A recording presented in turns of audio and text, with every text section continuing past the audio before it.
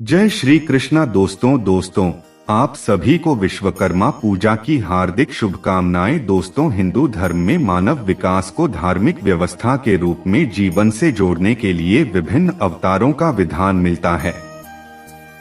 इन्हीं अवतारों में से एक भगवान विश्वकर्मा को दुनिया का पहला इंजीनियर माना गया है। इसका मतलब यह है कि पूरी दुनिया का ढांचा उन्होंने ही तैयार किया था। वे ही सृष्टि के प्रथम आविष्कारक थे।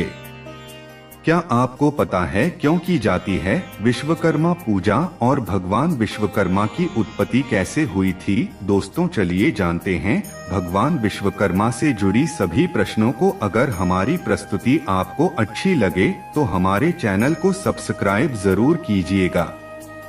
पौराणिक कथा के अनुसार सृष्टि को संवारने की जिम्मेदारी ब्रह्मा जी ने भगवान विश्वकर्मा को सौंपी थी।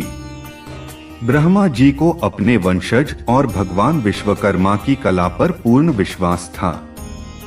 जब ब्रह्मा जी ने सृष्टि का निर्माण किया तो वह एक विशालकाय अंडे के आकार की थी।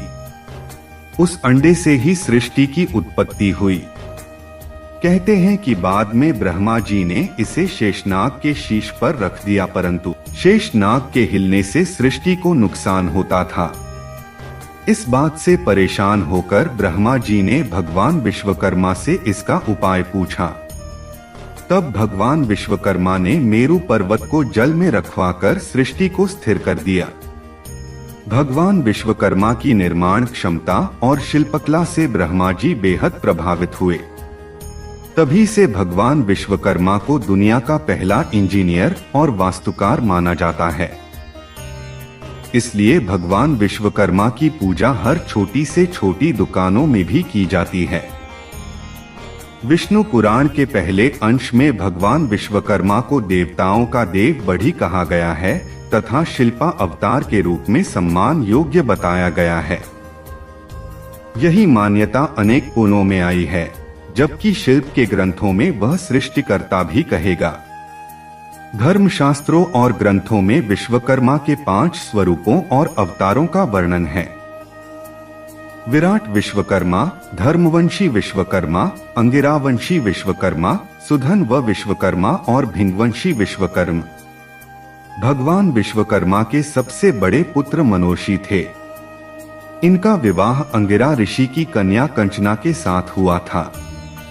एक कथा के अनुसार सृष्टि के प्रारंभ में सर्वप्रथम नारायण अर्थात साक्षात भगवान विष्णु सागर में शेषा पर प्रकट हुए। उनके नाभि कमल से चर्तुमुख ब्रह्मा दृष्टि गोचर हो रहे थे। ब्रह्मा के पुत्र धर्म तथा धर्म के पुत्र वासुदेव हुए। कहा जाता है कि धर्म की वस्तु नामक स्त्री से उत्पन्न वास्तु 7वें पुत्र थे, जो शिल्प शास्त्र के आदि प्रवर्तक थे। उन्हीं वासुदेव की अंगिरसी नामक पत्नी से विश्वकर्मा उत्पन्न हुए। पिता की भांति विश्वकर्मा भी वास्तुकला के अद्वितीय आचार्य बने। भगवान विश्वकर्मा के अनेक रूप बताए गए हैं, जो 2 बाहु वाले, 4 बाहु एवं 10 बाहु वाले तथा 1 मुख, 4 मुख एवं पंचमुख वाले कहलाते हैं। विभिन्न युगों में उनके कुछ वास्तुशील चमत्कार निम्ना अनुसार हैं। शनि युग में स्वर्ग, त्रेता युग में सोने की लंका, द्वापर युग में द्वारका शहर, कलयुग में हस्तिनापुर और इंद्रप्रस्थ। भगवान विश्वकर्मा का स्वरूप चित्रों में इस प्रकार वर्णित है कि भगवान विश्वकर्मा सिंहासन पर 4 भुजाओं सहित बैठे हुए हैं।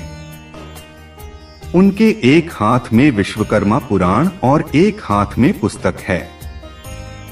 तीसरे हाथ में औजार है, जो भवन निर्माण का प्रतीक है। नीचे झुके हाथ में कमंडल है, जो सृष्टि की रचना की प्रतीक है। पीले वस्त्र धारण किए आभूषण पहने विश्वकर्मा सृजनकर्ता के रूप में चित्रित किए जाते हैं। अगर आपको हमारी प्रस्तुति पसंद आई हो तो वीडियो को लाइक कर देना और चैनल को सब्सक्राइब कर देना। जय श्री राम।